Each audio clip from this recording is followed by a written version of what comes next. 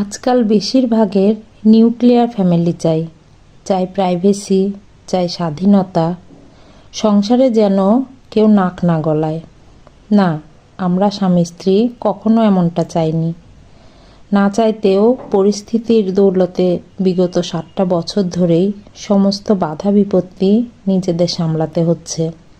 কষ্টে বুক ফেটে যায় যখন ব্যাপারটা আর শুধু আমাদের মধ্যেই সীমাবদ্ধ না থেকে এই 5 বছরের নিষ্পাপ শিশুর চূড়ান্ত একাকিত্বে এসে দাঁড়ায়।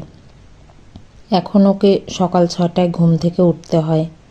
আমি সকাল থেকে অক্লান্ত পরিশ্রম করে রান্নাবান্না, ঘরের সমস্ত কাজ সেরে অফিসে চলে যাই।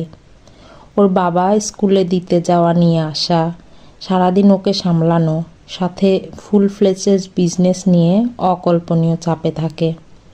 ও নতুন নতুন নিজে হাতে খেতে শিখেছে, তাই ওর বাবা ওকে ভাত মেখে দিয়ে স্নান করতে যায়, যাতে চট করে এসে আবার বাকিটা খাইয়ে দিতে পারে। ইতিমধ্যে আমার ক্লান্ত ছেলেটা এমনভাবেই দুগাল ভাত খেতে খেতে অঘোরে ঘুমিয়ে পড়ে।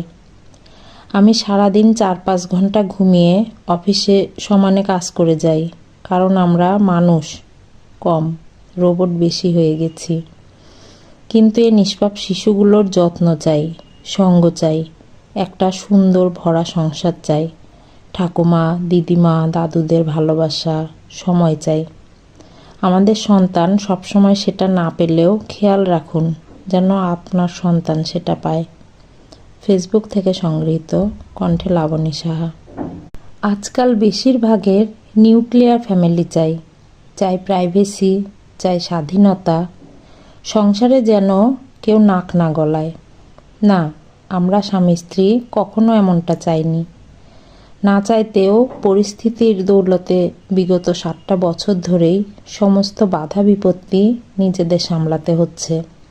কষ্টে বুক ফেটে যায় যখন ব্যাপারটা আর শুধু আমাদের মধ্যেই সীমাবদ্ধ না থেকে এই 5 বছরের নিষ্পাপ শিশুর চূড়ান্ত একাকিত্বে এসে দাঁড়ায়। এখন ওকে সকাল 6টায় ঘুম থেকে উঠতে হয়। আমি সকাল থেকে অক্লান্ত পরিশ্রম করে রান্নাবান্না, ঘরের সমস্ত কাজ সেরে অফিসে চলে যাই। ওর বাবা স্কুলে দিতে যাওয়া নিয়ে আসা, সারাদিন ওকে সামলানো, সাথে ফুল ফ্লেজেড বিজনেস নিয়ে অকল্পনীয় চাপে থাকে। ও নতুন নতুন নিজে হাতে খেতে শিখেছে, তাই ওর বাবা ওকে ভাত মেখে দিয়ে স্নান করতে যায়, যাতে চট করে এসে আবার বাকিটা খাইয়ে দিতে পারে। ইতিমধ্যে আমার ক্লান্ত ছেলেটা এমনভাবেই দুগাল ভাত খেতে